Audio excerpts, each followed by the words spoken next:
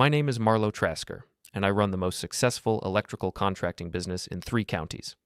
Parish Electric has been my life's work for 15 years, built from nothing with my brother John into something that employs 47 people and keeps the lights on across half the city. I should be proud. I should be content. Instead, I'm standing on the 2nd floor of Riverside Mall, watching my wife of 16 years pick out lingerie with her ex-boyfriend. The irony isn't lost on me. I wire buildings so people can see clearly, and here I am, finally seeing my marriage for what it really is, a circuit that's been shorting out for months. Vanna stands below in Victoria's Secret, holding up a red silk number that costs more than most people make in a day. Troy Lenk, her high school sweetheart turned real estate hotshot, nods approvingly while carrying 3 shopping bags already stuffed with her purchases. His hand rests on her lower back with the casual ownership of a man who thinks he's already won. My phone buzzes. A text from Vanna sent 20 minutes ago. Shopping with Kalia, home late, don't wait up. Kalia Darin, Vanna's best friend since college, is currently at her dental practice performing root canals. I know because I called her office 5 minutes ago, claiming a dental emergency. The receptionist cheerfully informed me that Dr. Darin was booked solid until 6. Another lie to add to the collection. They've been piling up like sawdust in my workshop. Small at first, barely noticeable, then suddenly everywhere. I pull out my phone and dial Kalia's cell. Marlo, what's wrong? Her voice carries that sharp edge that makes difficult patients confess their real symptoms. Your best friend is at the mall buying underwear with her ex-boyfriend. Thought you should know. Silence. Then, which mall? Riverside, Victoria's Secret, ground floor. Give me 20 minutes. The line goes quiet. No questions about whether I'm sure, no demands for explanations. That's Kalia. Direct as a circuit breaker and twice as reliable. It's why she's been the only person I trust completely since this whole mess started unraveling. I watch Troy lean close to Vanna, whispering something that makes her laugh. The sound carries up to the balcony where I stand, and it hits me like a jolt of current. I haven't heard her laugh like that in months. Around me, she's become a master of polite smiles and careful conversations, measuring every word like she's afraid I might notice something. Too late for that. 23 minutes later, Kalia strides through the mall entrance like a woman with a purpose. She's still wearing scrubs under her coat, her dark hair pulled back in the no-nonsense ponytail she wears for surgery. She spots me immediately and climbs the escalator with the focused intensity of a surgeon approaching an operating table. How long have you known? She asks without preamble. Suspected for 2 months. Confirmed about 15 minutes ago. What's the plan? I love that about Kalia. No wasted sympathy, no shocked gasps, just straight to the solution. It's probably why she and Vanna became friends in the first place. Vanna always needed someone to clean up her messes. Follow my lead. We descend to the ground floor. Vanna and Troy have moved to the lingerie section, where she's examining a black lace ensemble that would make a stripper blush. Troy's hands are all over her, adjusting her hair, touching her shoulder, acting like they're already a couple. Excuse me, I say to the saleswoman, a perky blonde who looks like she stepped out of a catalog. My girlfriend and I need to use a fitting room. Kalia doesn't miss a beat. She slides her arm around my waist and gives me a smile that could melt steel. We want to make sure everything fits perfectly. Before we dive deeper into this story, I have one small request. Please subscribe, drop a like, comment, and hit that hype button to boost this channel so more people can discover these incredible Reddit stories. The saleswoman glances at Vanna and Troy, then back to us. Small-town gossip travels fast, and I can see the wheels turning. She hands us a fitting room key with barely concealed excitement. Take your time. The fitting rooms are directly across from where Vanna and Troy are shopping. Perfect. Inside the small space, Kalia and I stage our scene with the precision of electricians running conduit. Nothing inappropriate, just intimate enough to make a point. She places her hand on my chest while I adjust an imaginary garment. The poses look romantic from outside, but we're both fully clothed and completely professional. I snap several photos with my phone, making sure the Victoria's Secret tags are visible in the background. Ready? I whisper. Light them up. I post the photo to social media with a simple caption, shopping for someone special. I tag Kalia and set the location as Riverside Mall. The reaction is immediate. My phone starts buzzing with notifications. Small towns love drama, and the owner of Parish Electric, apparently shopping for lingerie with his wife's best friend, is premium entertainment. It takes exactly 4 minutes for someone to show Vanna the post. Her shriek carries across the entire store. What the hell do you think you're doing? I step out of the fitting room with Kalia at my side. Both of us picture perfect innocent. Shopping, same as you. Vanna storms over, Troy trailing behind like a confused puppy. Her face is flushed with rage and embarrassment. "This is sick, Marlowe. Even for you." "What's sick about it? Two consenting adults buying gifts for each other." I glance at Troy, who's trying to look intimidating, but mostly succeeds in looking constipated. "Though I notice you didn't use our joint credit card for your shopping spree." "That's different. Is it? Because from where I'm standing, it looks like you're letting another man buy you underwear while lying to your husband about who you're with." The store has gone completely quiet. Other shoppers pretend to browse while obviously listening to every word. The saleswoman has her phone out, probably recording. Troy finally finds his voice. "Look, man, this isn't what it looks like." I laugh, and it comes out harder than I intended. "Really? Because it looks like you're playing sugar daddy to my wife while I'm at work supporting the family you helped break up?" "Marlowe, stop," Vanna hisses. "You're making a scene." "I'm making a scene?" I pull out my wallet and extract every credit card with Vanna's name on it. Then I take out my phone and, with deliberate slowness, call the bank. "Yes, I'd like to report stolen credit cards. Multiple cards. My wife's purse was misplaced." Vanna's eyes widen as she realizes what I'm doing. "You wouldn't." "Parish Electric account, Marlowe Trasker. Yes, I'll hold." Troy steps forward, trying to look threatening. "Put the phone down." I ignore him. "Yes, I'm here. Card numbers." I read off each number slowly, clearly, while maintaining eye contact with Vanna. "Yes, cancel them immediately. No, she won't be needing replacements." "This is insane," Vanna sputters. "Those are my cards, too." "Actually, they're not. They're business accounts, Parish Electric accounts. And since you don't work for Parish Electric," I shrug. The bank representative confirms the cancellations. I thank them politely and hang up. "There," I say, sliding the now useless plastic cards across the counter to the saleswoman. I believe my wife has some items she can no longer afford. Troy pulls out his own wallet. "I'll pay for them." "Perfect. Then you can also explain to everyone why you're buying my wife's underwear." I turn to address the small crowd that's gathered. "Ladies and gentlemen, Troy Lenk, real estate agent, and apparently my wife's new financial provider." Several people have their phones out now recording. In a town this size, the video will be on social media within minutes. Vanna grabs my arm. "Stop this right now." I look down at her hand, then back at her face. "You stop first." The mall security guard arrives, summoned by the commotion. He's a kid, maybe 25, who looks like he'd rather be anywhere else. "Is there a problem here?" "No problem," I say cheerfully. "Just a misunderstanding about payment methods. My wife forgot she doesn't have access to our business accounts anymore." Vanna tries to salvage the situation. "This is harassment."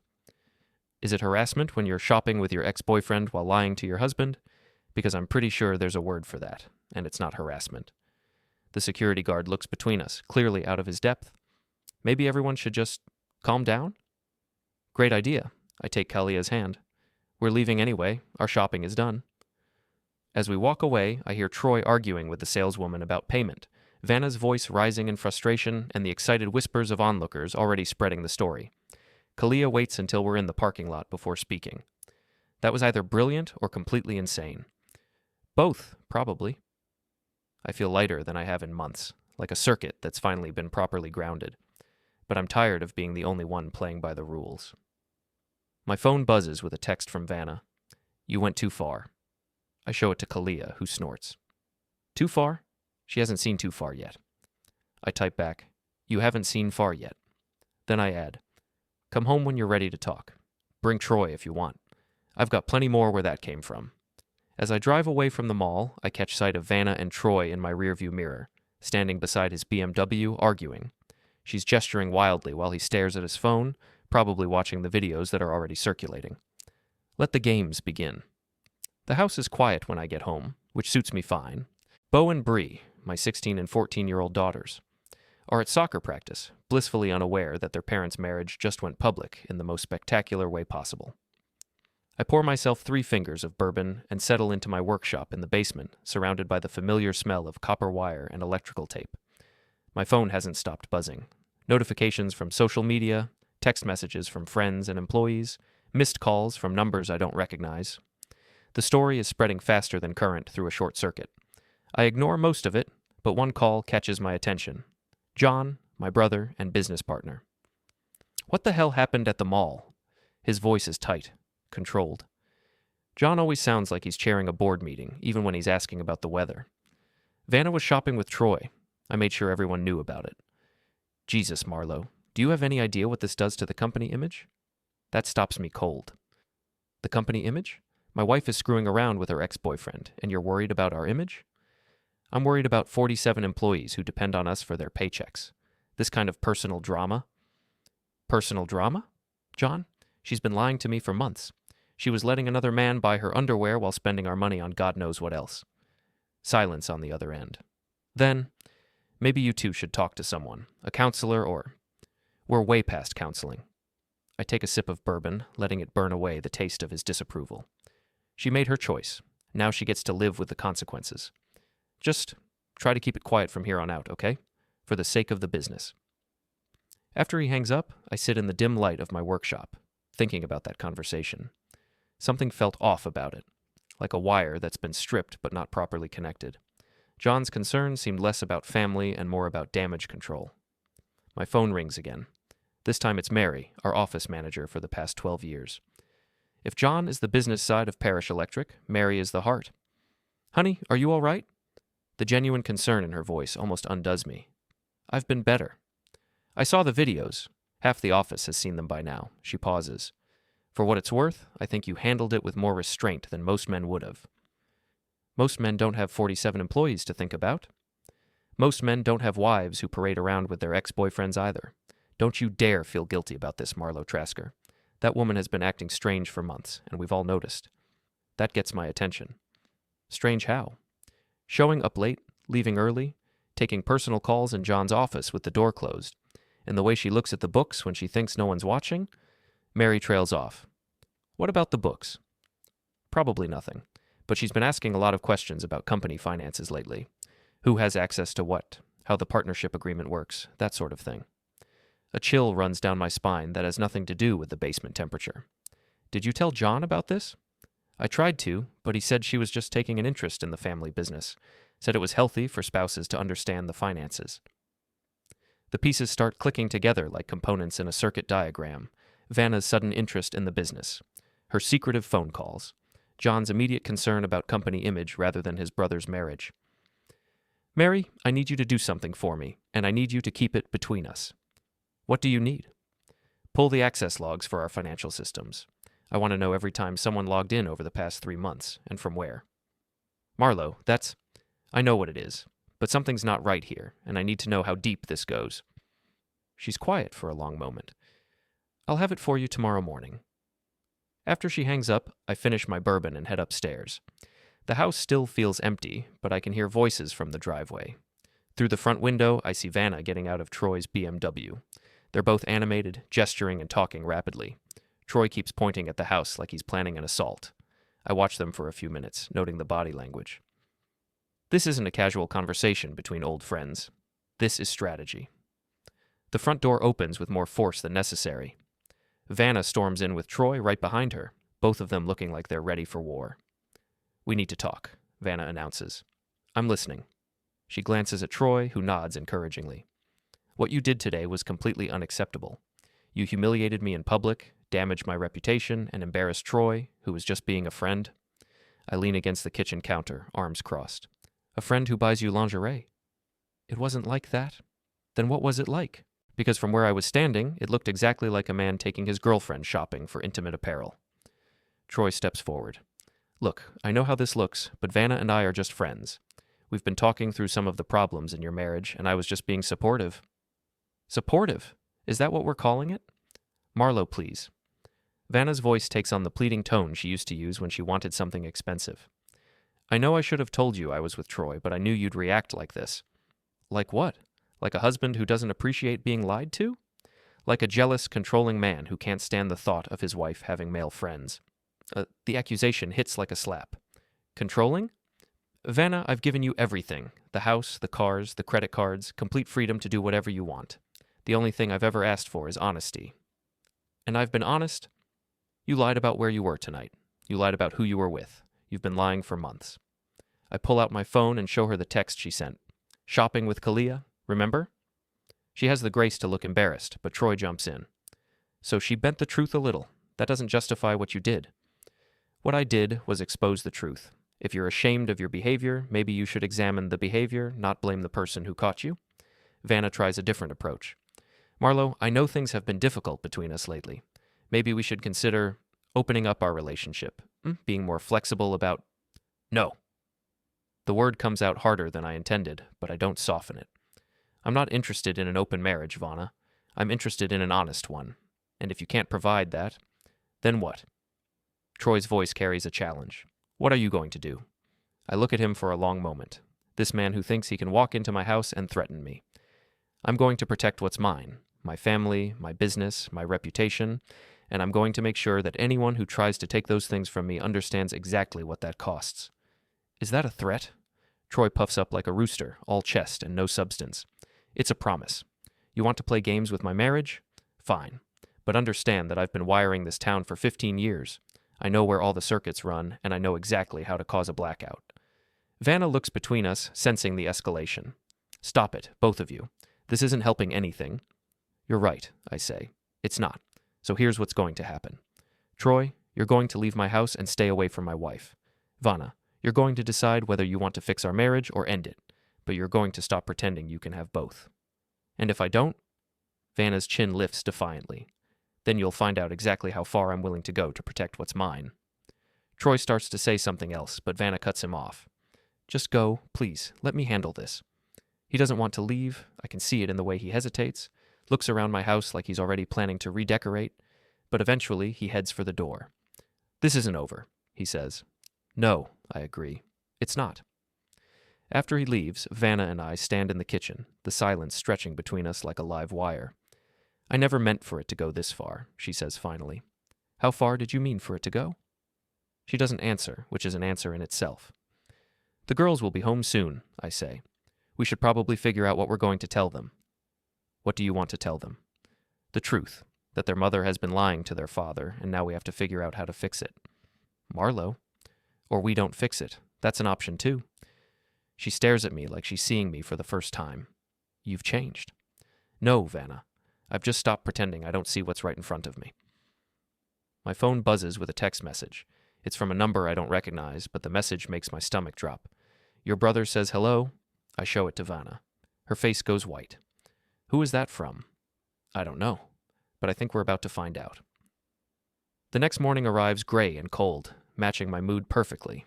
I'm in the office by 6, 2 hours before anyone else, nursing black coffee and staring at the financial reports Mary left on my desk. The access logs make for interesting reading. Over the past 3 months, someone has been logging into our financial systems from an external location. The IP address traces back to a coffee shop downtown, the kind of place where people go when they don't want their internet activity traced to their home or office. The timing is what really catches my attention. Late evenings and weekends, when the office is closed and no legitimate business would be conducted. More interesting still, the queries focus on partnership agreements, profit distribution, and client contracts. Someone has been doing homework on Parish Electric, and they have been thorough about it. My phone rings. John's number. Morning, he says, sounding like he's already been up for hours. We need to talk. About what? About damage control. The mall incident is all over social media, and I'm getting calls from clients asking if Parish Electric is having internal problems. I lean back in my chair. What kind of calls? The kind where they're wondering if they should find a more stable contractor for their projects. And what are you telling them? That it's a personal matter that won't affect our business operations. But Marlo, if this keeps escalating... If what keeps escalating? My wife's affair or my response to it? Silence. Then, both, maybe. There's something in his tone that doesn't sit right. John has always been the diplomatic one, the smooth talker who handles client relations while I focus on the technical side, but this feels different, less like concern and more like positioning. John, can I ask you something? Sure. Have you been talking to Vanna about company business? Another pause. What do you mean? I mean exactly what I said. Have you been discussing Parish Electric's finances, partnerships, or operations with my wife? She's family, Marlo. Sometimes she asks questions about how the business works. It's natural for... That's not what I asked. The silence stretches longer this time. Yes, we've talked. She's concerned about the family's financial security, especially with things being difficult between you two. What kind of conversations? General stuff. how the partnership works, what would happen if one of us wanted to make changes. The words hit me like electrical shock. Changes? What kind of changes? Hypothetical changes.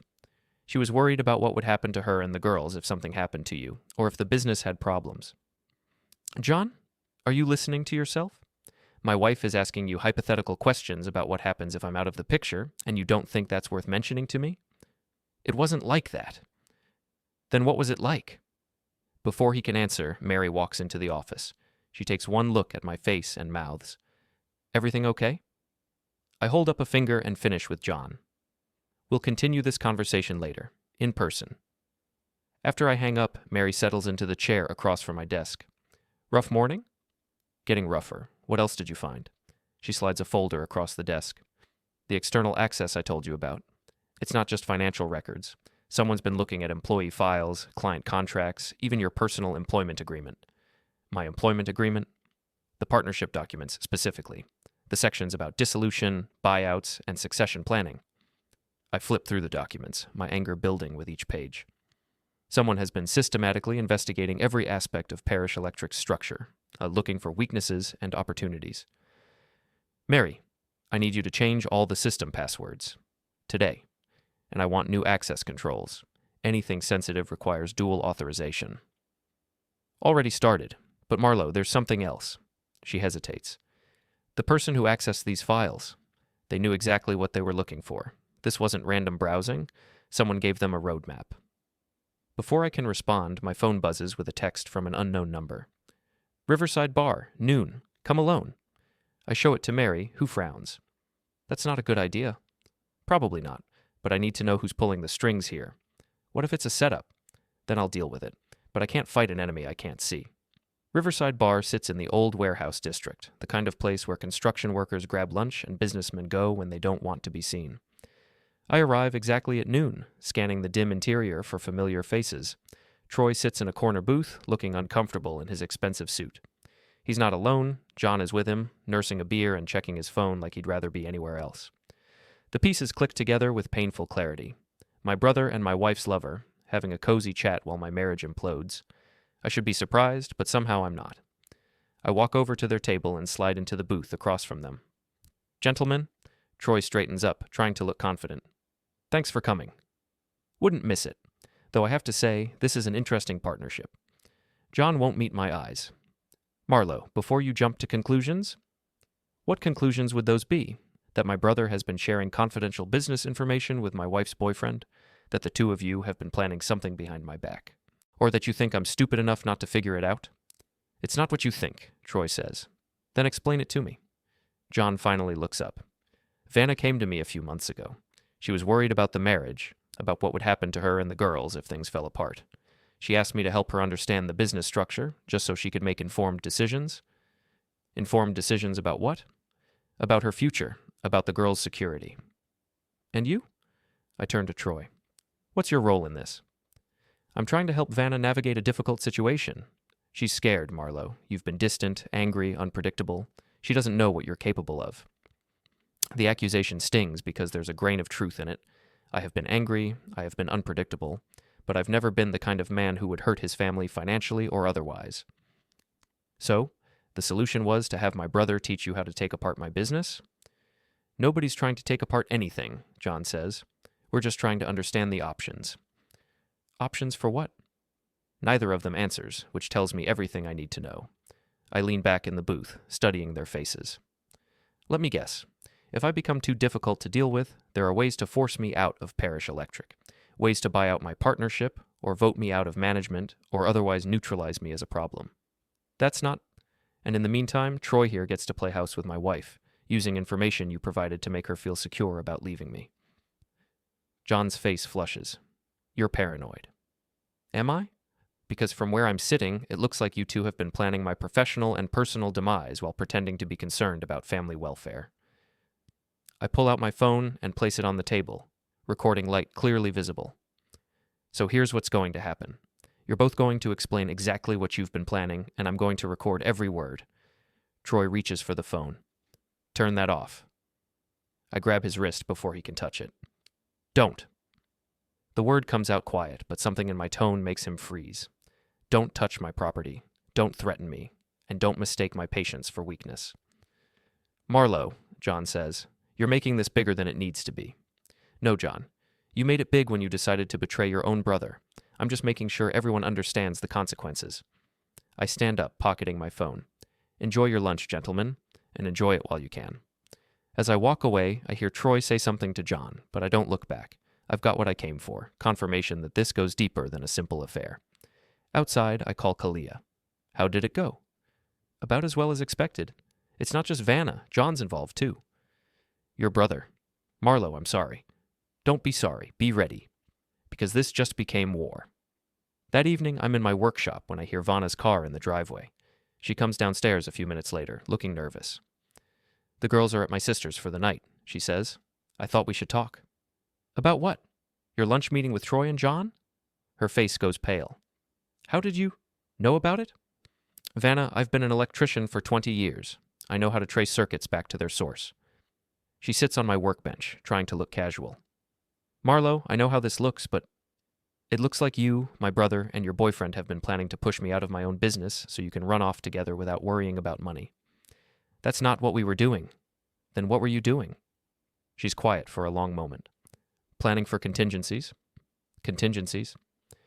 In case things between us got worse. In case you became difficult. I set down my wire strippers and look at her directly. Difficult how? You've been angry, Marlo. Suspicious. The way you acted at the mall. The way I acted when I caught you lying to me? It scared me. I needed to know what my options were.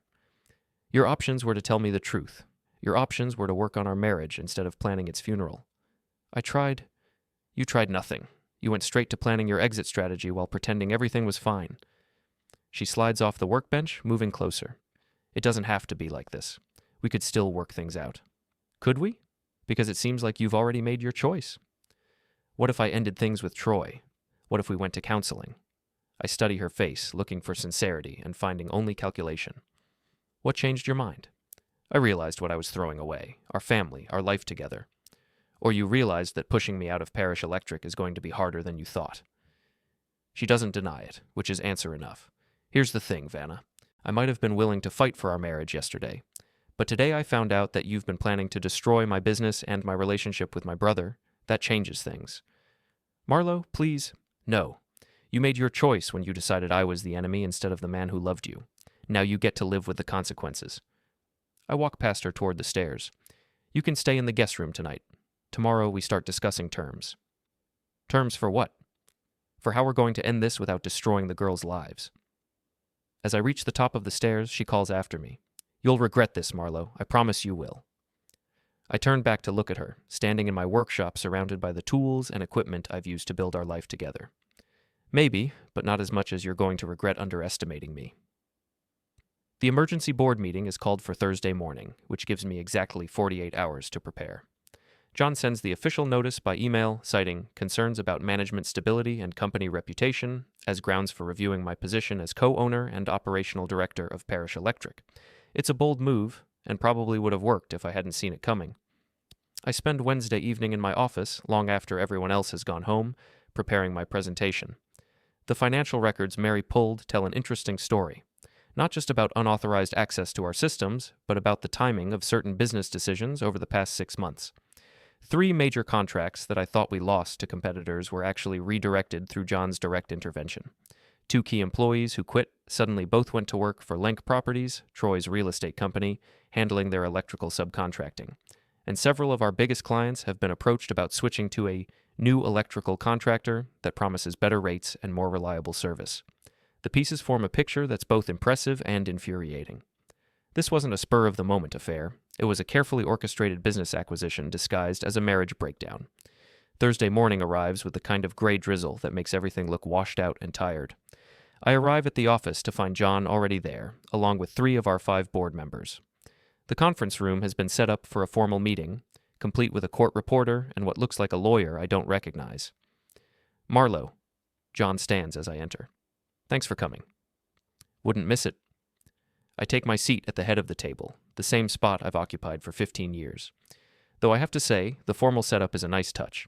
Very professional. The lawyer, a thin man with expensive glasses, clears his throat. Mr. Trasker, I'm David Walsh, representing the board's interests in this matter. We're here to discuss concerns about your recent behavior and its impact on Parish Electric's reputation and operations. What concerns would those be? John slides a folder across the table. Social media posts, public confrontations, erratic decision-making that's affecting client relationships. I flip through the folder. Screenshots of the mall incident, printed social media comments, and what appears to be a psychological evaluation I never agreed to participate in. This is interesting reading, I say, though I notice it's a little one-sided. How so? Walsh asks. Well, for instance, there's no mention of the unauthorized access to our computer systems, no discussion of confidential information being shared with outside parties, no reference to the systematic attempt to redirect our business to competitors.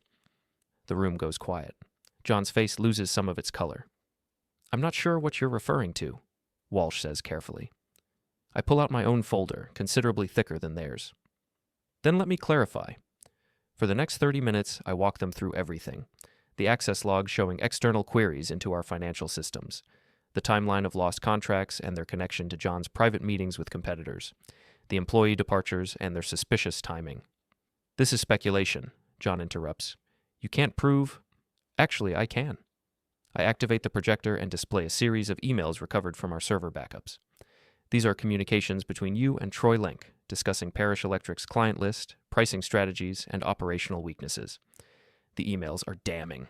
John discussing which clients might be vulnerable to poaching, Troy asking for specific information about our profit margins, both of them planning a timeline for what they euphemistically call market restructuring. Where did you get these? Walsh demands. From our own email server. John forgot that as co-owner, I have access to all company communications. Board member Patricia Hughes, who's been quiet until now, speaks up. John, is this accurate? John's composure finally cracks. It's taken out of context. We were discussing legitimate business strategies. Legitimate strategies for destroying the business you're supposed to be protecting? For protecting it from your increasingly erratic behavior. My erratic behavior? I stand up, moving to the projector controls. Let me show you what erratic looks like. The next slide is a financial analysis showing Parish Electric's performance over the past 5 years. Revenue growth, client retention, employee satisfaction, all trending upward until 6 months ago when things started to mysteriously decline. Notice the timing, I say. Our problem started exactly when John began his private communications with Troy Link and when my wife began her affair with the same man. That's coincidence, John protests. Is it? Because I have phone records showing regular contact between the three of you going back 8 months. I have financial records showing unusual patterns in our accounts. And I have witness statements from employees who observed suspicious behavior. Mary enters the conference room right on cue, carrying a stack of signed affidavits. These are statements from 12 Parish Electric employees, I announce, all documenting instances of John sharing confidential information with outside parties, Vanna asking inappropriate questions about company finances, and both of them discussing plans to restructure management. Walsh looks increasingly uncomfortable. Mr. Trasker, these are serious allegations. They're serious crimes. Industrial espionage, breach of fiduciary duty, conspiracy to commit fraud, and they're all documented. I click to the final slide, a police report number. I filed a formal complaint yesterday. Detective Harlan Crow is handling the investigation. The room erupts. John jumps to his feet, shouting about betrayal and family loyalty. Walsh tries to regain control of the meeting. The board members argue among themselves about liability and damage control. Through it all, I remain calm, watching the chaos unfold with the satisfaction of an electrician who's just restored power to a building. My phone buzzes with a text from Kalia. How's it going? I type back. Perfectly. When the shouting dies down, I address the room. Here's what's going to happen. John is suspended from all operational duties pending the police investigation. His access to company systems is revoked immediately, and any board member who wants to continue questioning my management can explain their concerns to Detective Crow. You can't do this, John says. Actually, I can. Partnership Agreement, Section 12, either partner can suspend the other for actions detrimental to the business. I'd say conspiracy with competitors qualifies. Walsh gathers his papers. This meeting is over. Yes, it is. I walk to the door, then turn back. Oh, and John? You might want to call a lawyer, a criminal defense lawyer. As I leave the conference room, I can hear the heated discussions continuing behind me. Mary falls into step beside me. That was either brilliant or completely insane, she says. I'm getting that a lot lately. How much trouble is John actually in? Enough.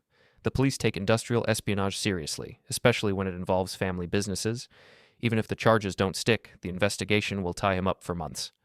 My phone rings. Vanna. What did you do? Her voice is shrill with panic. I protected my business from people trying to destroy it. John called me.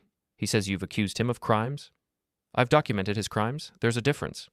Marlo, this is insane. He's your brother. He was my brother. Now he's my former business partner and co-conspirator in your affair. Silence. Then, I want the girls. What? I'm picking up Beau and Bree from school. We're going to stay with my sister until this blows over. No, you're not. You can't stop me. They're my daughters, too. And they're staying put. If you want to run away, that's your choice. But you're not dragging them into this mess. I'll call my lawyer. Call whoever you want, but the girls stay home. I hang up and immediately call the school, informing them that under no circumstances should Beau or Bree be released to anyone other than me without written authorization. Then I call Kalia. I need a favor. Name it. Can you pick up my daughters from school? Vanna's planning something, and I don't want them caught in the middle. Already on my way. 2 hours later, I'm home with Beau and Bree, trying to explain why their mother isn't there and why their uncle might be in trouble with the police. It's the hardest conversation I've ever had, watching their faces as they process the reality that their family is falling apart. Is Mom really having an affair? Beau asks. At 16, she's old enough to understand the implications. Yes. With Troy? The guy who used to come to our soccer games? Yes. Bree, 2 years younger but just as sharp, cuts to the heart of it. Are you and Mom getting divorced? I look at my daughters, Vanna's eyes, my stubborn chin, both of them trying to be brave while their world crumbles. I don't know yet, but whatever happens, you two are my priority. Everything I'm doing is to protect our family. Even the stuff with Uncle John? Especially that. He was helping Troy and your mother plan to take away Parish Electric. That's not just my business. It's your inheritance, your college funds, your future. They digest this in silence. Finally, Beau speaks up. Dad, are you going to be okay? I pull them both close, these two remarkable young women who deserve so much better than the mess their parents have created. I'm going to be fine. We're all going to be fine. But even as I say it, I know the hardest part is still coming. The restraining order arrives Friday morning, delivered by a sheriff's deputy who looks like he'd rather be anywhere else. Vanna is seeking temporary custody of the girls and exclusive use of the family home, claiming I've become increasingly unstable and potentially dangerous. I read through the legal document while sipping coffee in my kitchen, noting the carefully crafted language designed to make me sound like a ticking time bomb. References to erratic behavior, public confrontations, and vindictive actions against family members paint a picture of a man losing control. The hearing is scheduled for Monday. That gives me exactly 3 days to demonstrate who's really unstable in this relationship. I call my lawyer first, Janet Morrison, a sharp-tongued family attorney who's handled half the divorces in town. She's seen it all and isn't impressed by legal theatrics. They're fishing, she says after reviewing the restraining order, trying to establish a narrative for the custody hearing. How's your documentation? Thorough. Good, because we're going to need every piece of evidence you have. The affair, the business conspiracy, all of it. What about the girls? They're safe with you for now. The judge won't remove children from their home without clear evidence of danger. But Marlo, don't give them any ammunition. No more public confrontations, no social media posts, nothing that could be twisted into threatening behavior. After hanging up, I realize that Vanna's legal strategy is actually quite clever. By painting me as unstable, she's trying to justify her affair as a reasonable response to an unreasonable husband. If I react badly to the restraining order, I prove her point. If I don't react, she gets what she wants by default. It's a classic double bind, the kind of trap that's destroyed plenty of good men. But Vanna has made one crucial mistake. She's assuming I'll play by the rules that destroyed me in the first place. Saturday morning, I'm installing a new security system when Troy's Mercedes pulls into my driveway. He gets out slowly, hands visible, like he's approaching a dangerous animal. Marlo, can we talk? I continue working on the camera mount. Depends. Are you wearing a wire? What? No, Because after the restraining order, I figure you and Vanna are building a case. Wouldn't want to disappoint you. He comes closer, staying just outside the range of my ladder. Look, I know you're angry. Angry? I laugh, and the sound comes out harder than I intended. Troy, angry doesn't begin to cover what I am. Then what do you want? What would it take to end this? I climb down from the ladder and face him directly. End what? Your affair with my wife? Your conspiracy with my brother? Your attempt to steal my business? It was never supposed to go this far. How far was it supposed to go? He runs a hand through his perfectly styled hair. Vanna was unhappy. She needed someone to talk to, someone who understood her. Things just developed. Developed. That's one way to put it. And the business stuff, that was John's idea. He said you'd been making bad decisions, that the company needed new direction.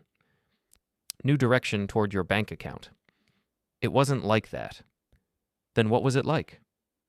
He's quiet for a long moment, staring at my house like he's trying to memorize it. Vanna deserves better than this. Better than what? A faithful husband, a stable home, financial security? Better than a man who humiliates her in public and destroys her relationships out of spite. The accusation hangs in the air between us. There's enough truth in it to sting. I did humiliate her at the mall, and I am destroying her relationships. But spite isn't what's driving me. Troy, let me explain something to you. I spent 16 years building a life with Vanna. I gave her everything I had, my love, my trust, my complete loyalty. And when she decided that wasn't enough, she didn't have the courage to tell me. Instead, she lied, cheated, and conspired to take away everything I'd worked for. I step closer, and he instinctively backs up. So no, I'm not acting out of spite. I'm acting out of justice. And the difference is that justice doesn't stop until the scales are balanced. What does that mean? It means you're about to find out what it costs to steal another man's life. That evening, while the girls are at a friend's house, I put the final touches on my security system. Cameras at every entrance, motion sensors in the yard, and a few special features that would make a Hollywood stunt coordinator proud. The doorbell rings at exactly 9 o'clock. Through the security monitor, I see Troy and Vanna on my front porch. She's holding a suitcase, and he's carrying what looks like legal documents. I open the door, but don't invite them in. We need to get some of Vanna's things, Troy says. She can get them during normal visitation hours, with supervision. Marlo, please, Vanna steps forward. I just need some clothes and personal items. 5 minutes. Not happening. Troy waves the papers. We have a court order. No, you have a restraining order that doesn't give you access to my house. If you want Vanna's belongings, you can wait for the hearing on Monday. This is ridiculous, Vanna snaps. Those are my things in my house. Your house? Funny. The mortgage is in my name. The deed is in my name. The utilities are in my name. I lean against the door frame. But please, tell me more about your house. Troy tries to push past me. We're coming in. I don't move, but I do smile. I really wish you would. Something in my tone stops him. He looks around, noticing the cameras for the first time, the subtle modifications I've made to the porch, the way the outdoor lighting has been repositioned. What did you do? I wired my house for security. Full surveillance, motion detection, automated response systems, very high-tech. Automated response to what? Trespassing, breaking and entering, harassment of the homeowner.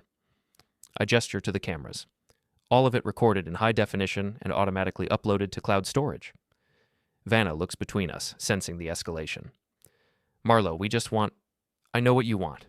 You want to take everything I've built and pretend you're the victim when I fight back. But here's the thing. I'm done being the reasonable one. I step back and start to close the door.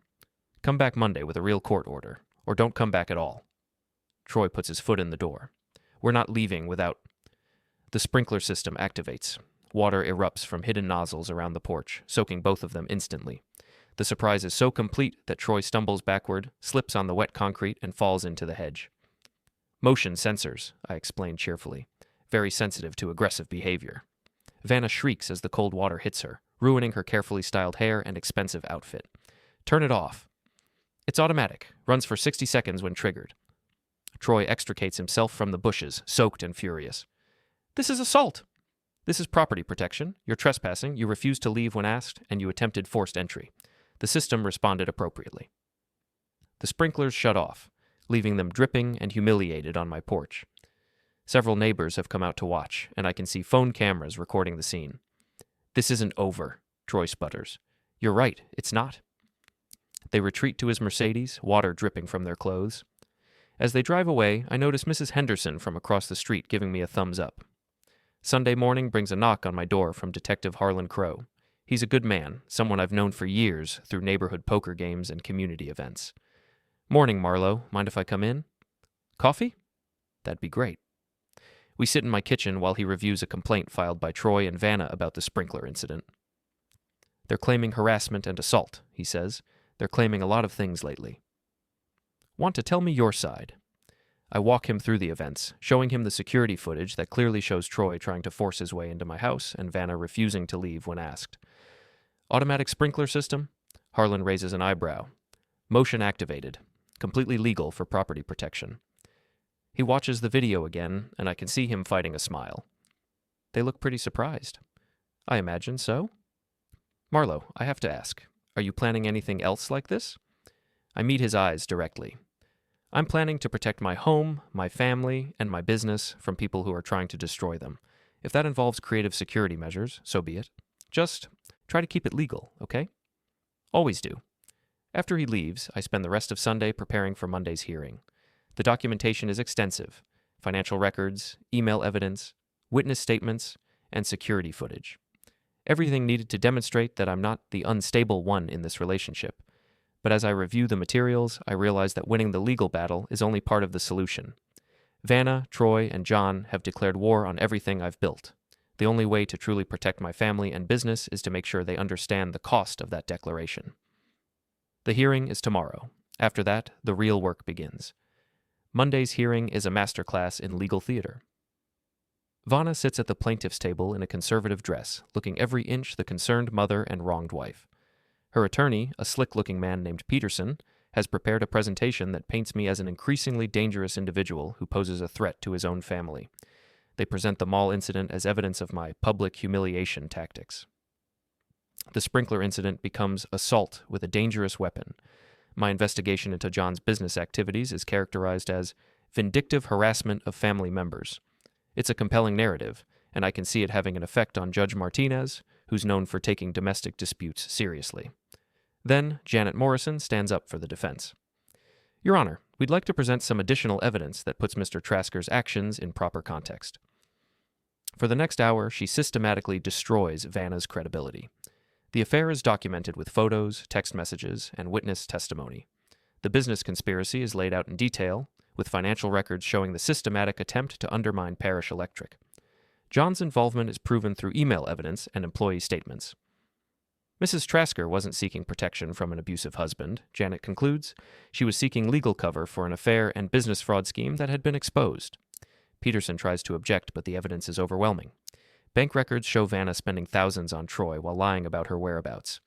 Email logs prove John was sharing confidential information with competitors. Phone records establish a pattern of deception going back months. Judge Martinez reviews the materials with the thorough attention of someone who's seen every variation of marital warfare. Mrs. Trasker, he says finally, I'm troubled by the evidence of deception presented here. While I understand that marriages sometimes fail, the systematic nature of the financial improprieties and the involvement of business partners suggests something beyond normal marital discord. Vanna's composure finally cracks. Your Honor, I was trying to protect myself and my children. By conspiring to defraud your husband's business? It wasn't fraud. What would you call it? Peterson tries to salvage the situation. Your Honor, even if there were financial improprieties, that doesn't justify Mr. Trasker's escalating behavior. What escalating behavior? Judge Martinez asks. Defending his property from trespassers? Investigating unauthorized access to his business systems? Documenting his wife's affair? The public humiliation. You mean exposing the truth? Mr. Peterson, I've been doing this for 23 years. I've seen real domestic abuse, and this isn't it. This is a man who discovered his wife's betrayal and responded by protecting his assets and his children. The restraining order is dismissed. Temporary custody remains with me. Vanna is granted supervised visitation pending a full custody evaluation. As we leave the courthouse, Peterson pulls me aside. This isn't over, Trasker. No, I agree. It's not. That afternoon, I'm back at Parish Electric, trying to restore some normalcy to the business. The board meeting fallout has actually strengthened my position. With John suspended and under investigation, I have complete operational control for the first time in years. Mary knocks on my office door. There's someone here to see you. Troy walks in, looking like he hasn't slept in days. His usual polished appearance is gone, replaced by wrinkled clothes and the hollow-eyed look of a man under pressure. We need to talk. I'm listening. He slumps into the chair across from my desk. This has gone too far. Has it? Vanna's falling apart. John's facing criminal charges. My business is getting dragged into this mess. Your business? Troy, you made it your business when you decided to steal my wife and my company. I never meant for it to get this complicated. What did you mean for it to get? He's quiet for a long moment. I thought you'd just accept it, that you'd be reasonable about the divorce, maybe even grateful that someone else was taking Vanna off your hands. The casual cruelty of it takes my breath away. Grateful? You two weren't happy. Everyone could see it. I thought I was doing everyone a favor by breaking up my family and stealing my business. The business thing was John's idea. He said you were holding Parish Electric back, that it needed new leadership. And you were going to provide that leadership? John was. I was just going to help with the transition. I lean back in my chair, studying this man who thought he could casually destroy my life and expect gratitude in return. Troy, let me ask you something. In all your planning, did you ever consider what would happen if I fought back? We hoped you'd be reasonable. Reasonable? Like accepting my wife's affair? Like letting my brother steal my business? Like walking away from everything I'd built so you could have it without a fight? Something like that. And when I wasn't reasonable? We didn't have a backup plan. The admission hangs in the air between us. These people who thought they were so clever, so sophisticated in their manipulations, never considered that their victim might refuse to be victimized. Well, you're about to get one. Tuesday evening, I'm at home with Beau and Bree when my security system alerts me to movement in the backyard. The cameras show 3 figures approaching the house: Troy, John, and someone I don't recognize. I call the girls upstairs and activate the full security protocol. The motion sensor lights illuminate the yard like a stadium. The automated announcement system kicks in. This is private property. You are being recorded. Leave immediately or police will be called. Instead of leaving, they approach the back door. I can see John pointing out the electrical panel, probably planning to cut power to the house. That's when they discover my final modification to the security system. The electrical panel is protected by a motion-sensitive paint dispenser. Completely harmless, but incredibly effective. As John reaches for the main breaker, he's immediately covered in bright orange paint that will take weeks to fully remove. The surprise triggers the backup system. Sprinklers activate throughout the yard, soaking all 3 men. Emergency lighting strobes on and off, creating a disorienting effect. And the sound system begins broadcasting their conversation back to them at high volume, creating an echo effect that makes communication impossible. Through it all, the cameras record everything in high definition. The unknown third man, probably a locksmith or security specialist they hired, tries to retreat but slips on the wet grass and falls into the decorative pond. John, blinded by paint and soaked by sprinklers, stumbles into the fence. Troy attempts to coordinate their escape but keeps slipping on the increasingly muddy ground. The entire scene plays out like a slapstick comedy, except these aren't comedians. They're grown men who broke into my property with criminal intent. After 10 minutes of chaos, they finally manage to retreat to their car, leaving behind a trail of orange paint and muddy footprints that leads directly to Troy's Mercedes. I call Detective Crow. They're back, I say simply. Same people? Plus a friend. Full documentation this time. Breaking and entering, attempted vandalism, conspiracy to commit burglary. I'll be right over. By the time Harlan arrives, I have the security footage queued up and ready to play. The evidence is overwhelming: clear video of John attempting to disable my electrical system, audio of them discussing plans to get inside and find the financial records, and physical evidence in the form of paint and footprints. This is pretty damning, Harlan says after reviewing the footage. It's also pretty stupid. They had to know the property was under surveillance. Desperate people make bad decisions. How much trouble are they in? Enough. Breaking and entering, attempted burglary, violation of the restraining order. John's looking at serious time, and Troy's not far behind. Wednesday morning brings a call from Janet Morrison. They want to negotiate, she says. What kind of negotiation? Complete surrender. Vanna signs an uncontested divorce agreement with minimal alimony and joint custody. John sells his partnership stake back to you at fair market value and drops any claims against the business. Troy stays away from your family permanently. In exchange for what? You don't press charges for the break-in. I consider this. On one hand, seeing them face criminal prosecution would be satisfying.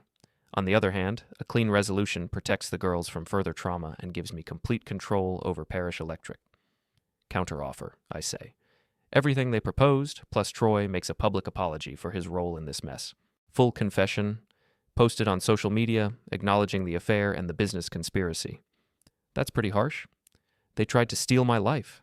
A little public humiliation seems appropriate. I'll run it by them. Thursday afternoon, Troy's confession appears on his Facebook page, LinkedIn profile, and Instagram account. It's a detailed admission of his affair with Vanna, his conspiracy with John to undermine Parish Electric, and his repeated attempts to harass me after being exposed. The response is immediate and brutal. His real estate business loses 3 major clients within hours. His gym membership is revoked. His country club asks him to resign. The social media comments are savage, with former friends and business associates expressing shock and disgust at his behavior. By Friday, he's left town. John's departure is quieter, but equally final.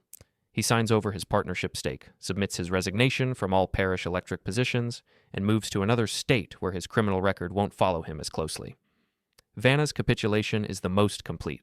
She signs the divorce agreement without changes, accepts minimal alimony, and agrees to joint custody with primary residence remaining with me. Her parting words are delivered through her attorney. Tell him he won. But I don't feel like I won anything. Saturday evening, I'm in my workshop when Kalia stops by. She finds me staring at the divorce papers, trying to process the end of 16 years of marriage. How are you holding up? I'm not sure. 3 weeks ago, I thought I had a marriage worth saving. Now I'm divorced, my brother's gone, and my daughters are asking questions I don't know how to answer. You did what you had to do? Did I? Or did I just prove that I'm as capable of destruction as they were? She sits on my workbench, the same spot where Vanna made her last attempt at reconciliation. Marlo, they tried to steal your business, break up your family, and frame you as an abuser.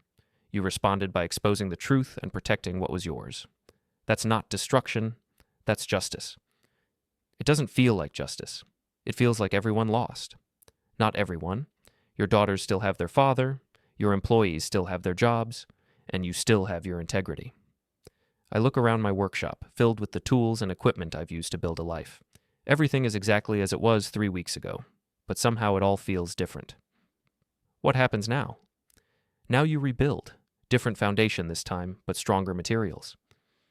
Outside, I can hear Bo and Bree coming home from their soccer game, their voices carrying the easy confidence of young women who know their father will always be there to protect them. They say revenge is a dish best served cold. I prefer mine high voltage, with an audience and with enough power to light up the whole town. The circuits are stable now, the load is balanced, and for the first time in months, all the lights are on.